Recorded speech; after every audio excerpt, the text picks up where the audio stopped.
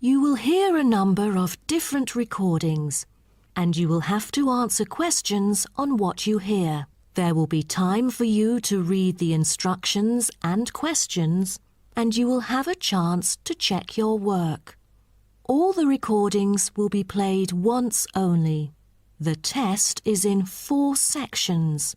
At the end of the test, you will be given 10 minutes to transfer your answers to an answer sheet.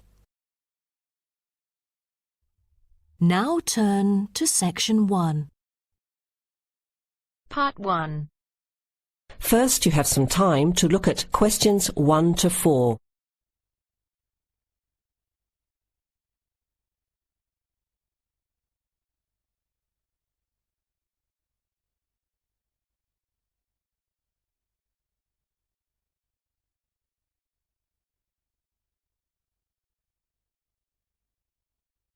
You will hear the recording once only. Listen carefully to the conversation and answer questions 1 to 4. OK, who's next, please? I think I am. How can I help you? I just came in on flight 372 from Singapore at 11:30 and my luggage hasn't arrived. I've been waiting at the baggage claim for about half an hour now and everything seems to have come off the plane. The conveyor belt has stopped and all the passengers have gone. So I came here to find out what has happened to my bag. Can I see your ticket, please? Here it is.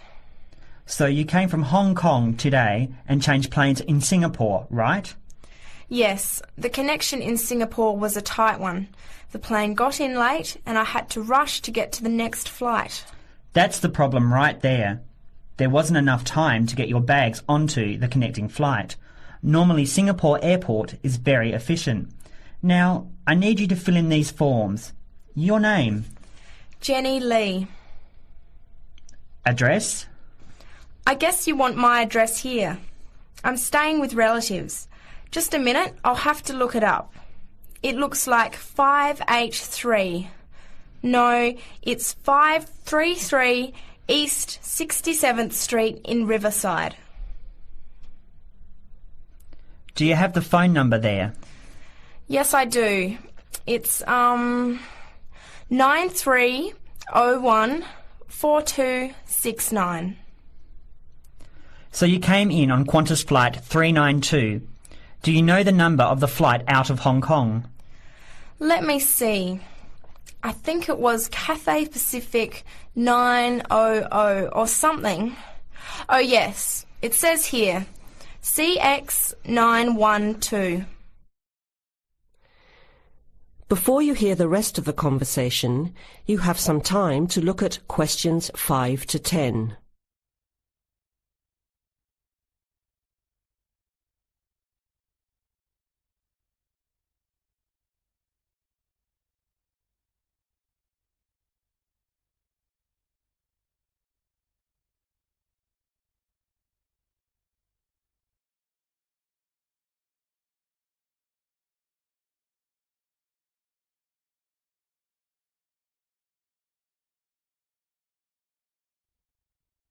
Now listen and answer questions 5 to 10. Right. Now, I need a description of the luggage. How many pieces did you check in? Just one. Can you describe it for me? Here is a picture to help you. Okay. It's a big bag, like this one. Rectangular. Not hard shell, but soft covered, and it has a zipper around the front. Is it black? No, sort of a grey colour. Any identification? Just a tag with my name on it. Any other features? Well, it has wheels and a retractable handle on the end, so you can pull it, as well as the handle in the middle. OK, that's fine. Now, if your bag missed the connection, I'm sure it'll be put on the next flight. I'll email Singapore as soon as I finish here. The next flight comes in at 17:50. That's 10 to 6 this evening. You can pick it up then. 10 to 6? That's too long to wait. Can I get my uncle to pick up the bag on his way home from work? Sorry, You have to be here yourself to clear customs. Of course. I almost forgot. Will the bag come here, to this desk? Yes. You pick it up here, then take it over to the customs area. By the way, don't forget to bring your passport. You will also need to have the key plus your ticket with a baggage claim number on it. Oh, okay. Guess I'll have to come back tomorrow then. It's lucky I packed everything I need for now in my carry-on bag. Yes, that's always a good idea. Be prepared.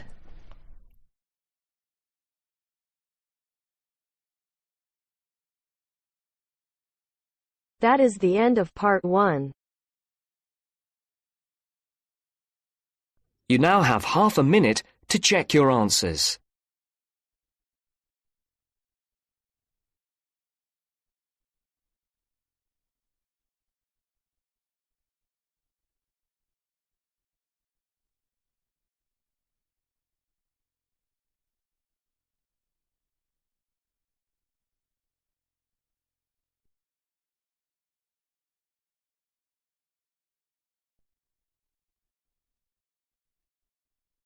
Now turns to part 2. Part 2.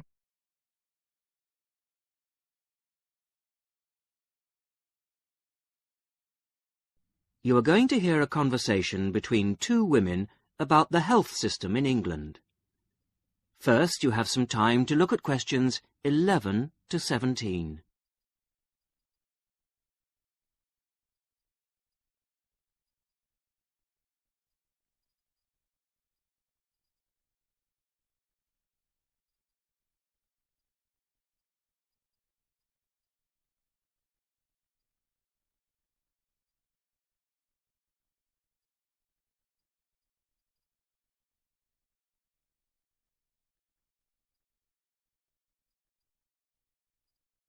Now listen to the first part of the conversation and answer questions 11 to 17. Hello, Mrs. Sutton. Come in. How are you settling in next door? Have all your things from Canada arrived yet? I thought I saw a removals van outside your house yesterday afternoon. Yes, they came yesterday. We spent all day yesterday arranging them. It's beginning to feel a bit more like home now. Oh, that's good. Look, come in and sit down. Are you all right? You look a bit worried. Well, I am a bit. I'm sorry to bother you so early, Mrs. Smith, but I wonder if you could help me. Could you tell me how I can get hold of a doctor? Our daughter, Anna, isn't very well this morning, and I may have to call somebody out. She keeps being sick, and I am beginning to get a bit worried. I just don't know how the health system works here in England. All I know is that it's very different from ours back in Canada. Well, I don't know really where to start. Let me think. Well, the first thing you have to do is find a family doctor. Sometimes we call them general practitioners as well. Right. And register with him or her. If you live here, you've got to be on a doctor's list. If you're not, things can be a bit difficult. Nobody will come out to you if you're not registered. Anyway, they work in things called practices. Sort of small groups of family doctors all working together in the same buildings. Now, what you've got to do this morning is register with one of them. There are 2 practices near here, so we're quite well off for doctors in this part of Manchester. There's the Dean End Health Centre, about 10 minutes walk away. And there's another practice in South Hay. That's about 5 minutes away, going towards the town centre. We're registered at the Dean End one, but they're both okay. There are about 6 doctors in our practice and 4 in the other, so ours is quite big in comparison, and the building and everything's a bit more modern. South A is a bit old-fashioned, but the doctors are okay. Their only problem is that they don't have a proper appointment system. Sometimes you have to wait for ages there to see someone. Anyway, you go to the receptionist in whichever health centre and ask her to register you with a doctor there. You have to fill in a form, but it doesn't take long. Ours is called Dr. Jones, and we've been going to him for years, ever since we moved here 15 years ago. I wouldn't say he's brilliant, but I suppose he's all right, really. We're used to him now. They say he's very good with elderly people, but he does tend to get a bit impatient with children. Listen, the one who's supposed to be really good with small children is Dr. Shaw. I've heard lots of people say that. She's young and she's got small children of her own, so you could try registering with her. And if her list's full, I heard somebody say the other day that there's a really nice young doctor at South Hay, a Dr. Williams. He holds special clinics for people with back trouble, but that's not really your problem, is it? Now you have some time to look at questions 18 to 20.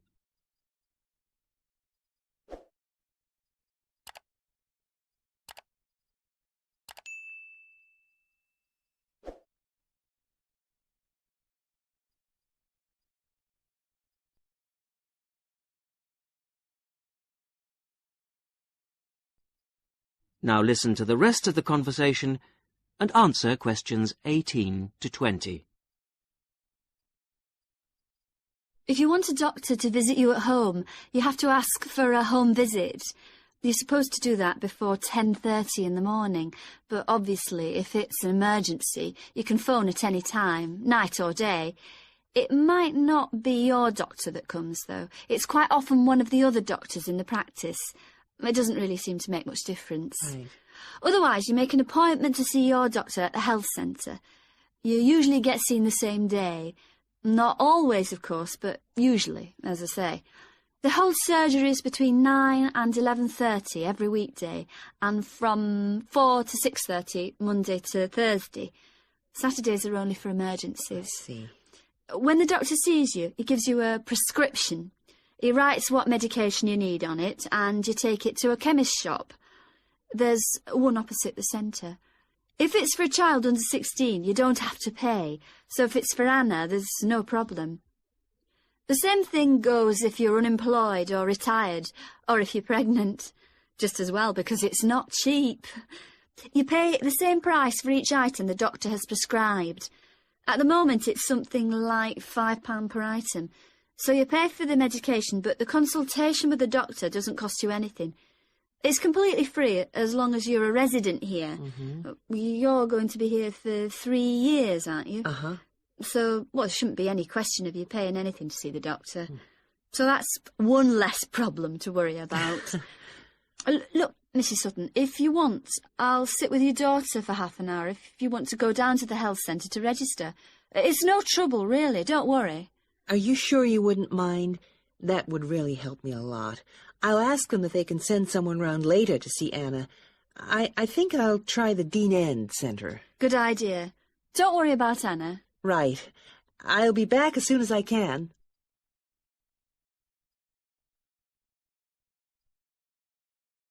That is the end of part 2. You now have half a minute to check your answers.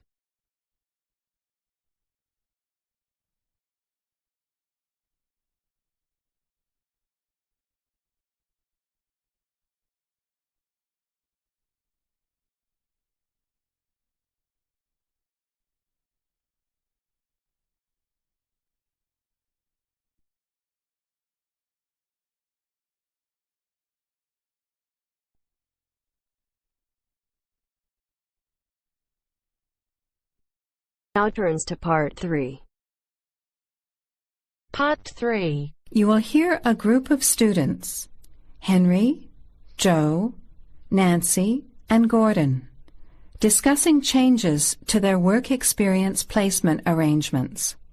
First, you have some time to look at questions 21 to 26.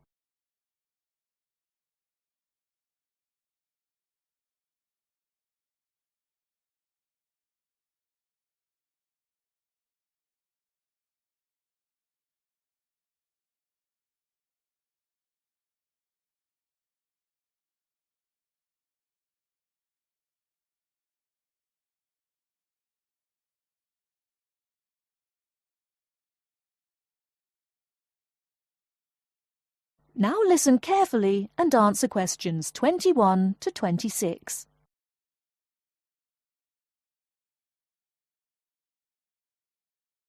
Look, there's the notice that Professor Jones told us he'd be putting up confirming the details of our work experience placements. But I thought that was already arranged. No, he said he'd have to check with the companies that the days we preferred were okay for them. Let's see if any have changed. Teresa's not here today, but her name's first. It says the Uni Bookshop, Friday mornings starting on the 23rd of March. So nothing's changed. I'll let her know. What about Manuel? He's not here either. Is he still going to the music store in the High Street? If it's mainly music, yes, he's still down for that on Friday afternoons starting on the 9th. The day's different. It's changed from Tuesday mornings, but that's okay. I'll tell him. He'll really enjoy listening to music all day. Now, where's my name? Henry. Here it is. I'm going to the beauty shop, and I said I preferred Thursday afternoons. Oh, good, that seems okay. And my start date hasn't changed either. Joe, what day did you opt for? I'm going to Highway Hotels on Monday mornings. Yes, that's okay. And starting on Monday the 12th of March. Oh, has that been changed? Okay, I was scheduled to start the week before. I'll just make a note of that. What about me, Henry? Have I still got the Explore travel service on Wednesday mornings? Just a minute. Where's your name? Let's see. Nancy. Okay, here it is. Explore travel on Wednesdays, yes, but afternoons, and starting date is Wednesday the 14th of March. Has the date changed? No, not the date, just the time, which is fine. I'll get to sleep in. You lazy thing, Nancy. Chris's name is next on the list. Gorgeous Gowns Fashions. What a name. Yes, it sounds good, doesn't it? I'm hoping he'll bring me some free samples. So, has he still got Wednesday mornings? Yes, Wednesday mornings starting on the 14th of March. Okay, I'll tell him when I see him tonight that his arrangements haven't changed. Gordon, what about you? I chose that software company that makes computer games. I can't remember its name, but I asked for Tuesday afternoons. Oh, yes. Here it is. Games to go on Wednesday mornings. There's a note here saying they have their weekly staff meetings on Tuesday afternoons, so that wouldn't be much use to you. That's why they've changed it to Wednesdays, starting on the 21st of March, so you can see their working setup. OK, I'm glad they've changed it. I don't think I'd want to sit through a meeting every week. Before the conversation continues, you have some time to look at questions 27 to 30.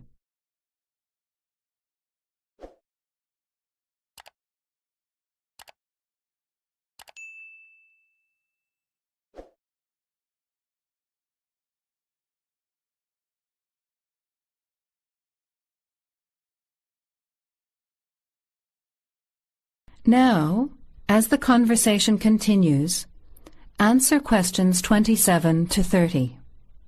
Can someone remind me what time we have to get to our placement in the afternoons?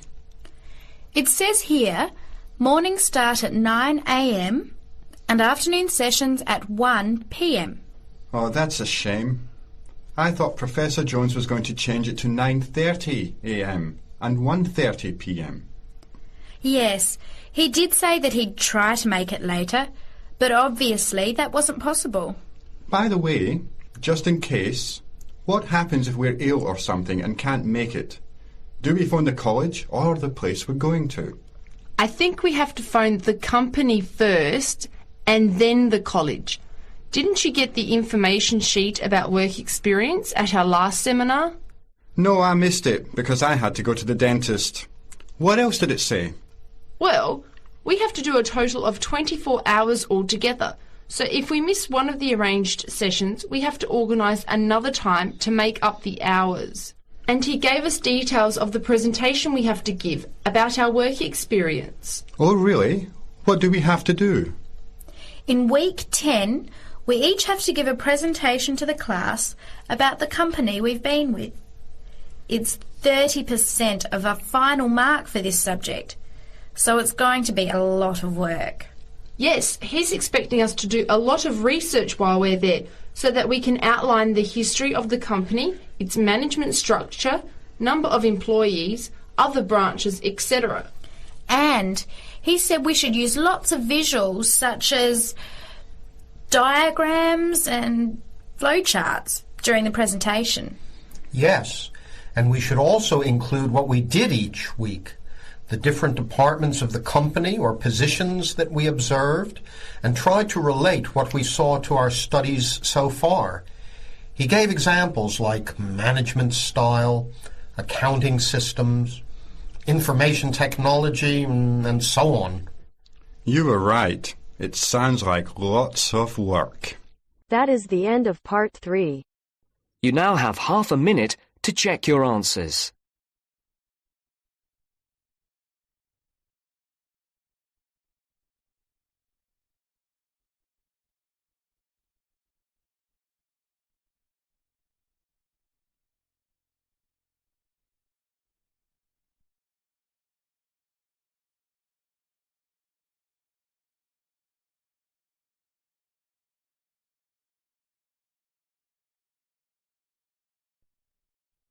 Now turns to part 4. Part 4. You will hear a talk from a series of lectures on the survival of our planet. Professor Samson talks about endangered species of flora and fauna. First, you'll have half a minute to look at questions 31 to 40.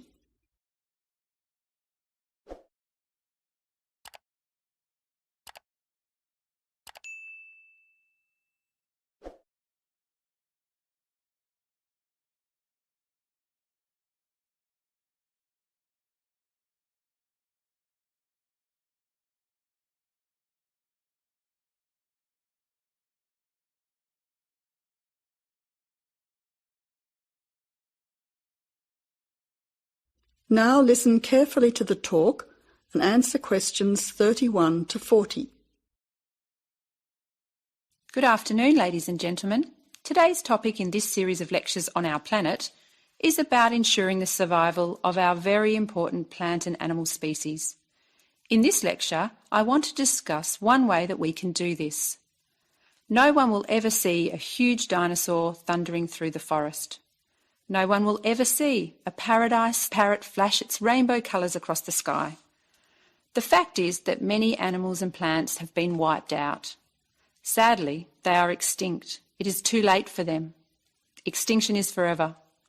We can't do anything about the species that have already disappeared. But today, there are many animals and plants that could still become extinct in the future if we do not act now. They are endangered. The African elephant and rhinoceros have become endangered because of the value of their tusks. Australian parrots and reptiles are smuggled onto planes because certain people in other countries are prepared to pay thousands of dollars for them. And there are many other species around the world that are endangered because they no longer have a place in which to live and reproduce safely. The main cause of extinction is the destruction of habitats. A habitat contains all that a living thing needs to survive: space, light, water, food, shelter, and opportunities for reproduction.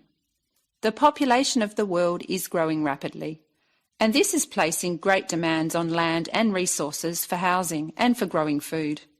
When vegetation is cleared and swamps are drained for agriculture, mining and suburbs, or when rivers are dammed to store water, plants are destroyed and animal life is threatened.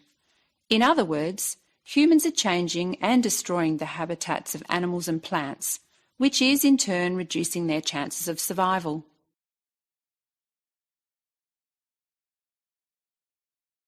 So how can we conserve habitats and help save endangered species?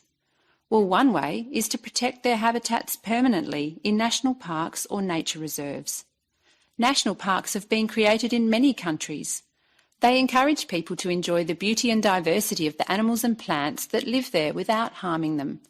By supporting and visiting these parks, people can become more aware of the species that live there and how the parks work to protect them. It is very important that, when visiting a national park, we keep them safe for future generations of plants and animals by obeying a few rules. Firstly, follow the fire regulations.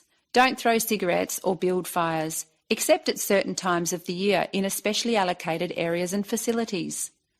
Secondly, remember to leave pets at home. Pets, such as cats or dogs, can hunt birds or other small animals. Some pets might even escape and become a serious threat. Thirdly, place all rubbish in a bin or take it home. Plastic bags or leftover food are dangerous to the animals and harm the environment. Don't pick the flowers or damage the plants. Flowers create the next generation of the plant. Also, for the same reason, birds' eggs must be left in their nests. The loss of species in the past is sad. However, there is hope for the future. Despite the demands of our increasing population, we can work to protect the plant and animal species we still have. So I would like to conclude by saying that I believe that, with strong public awareness and support of these national parks and reserves, the future of endangered species can be ensured. That is the end of part 4. You now have half a minute to check your answers.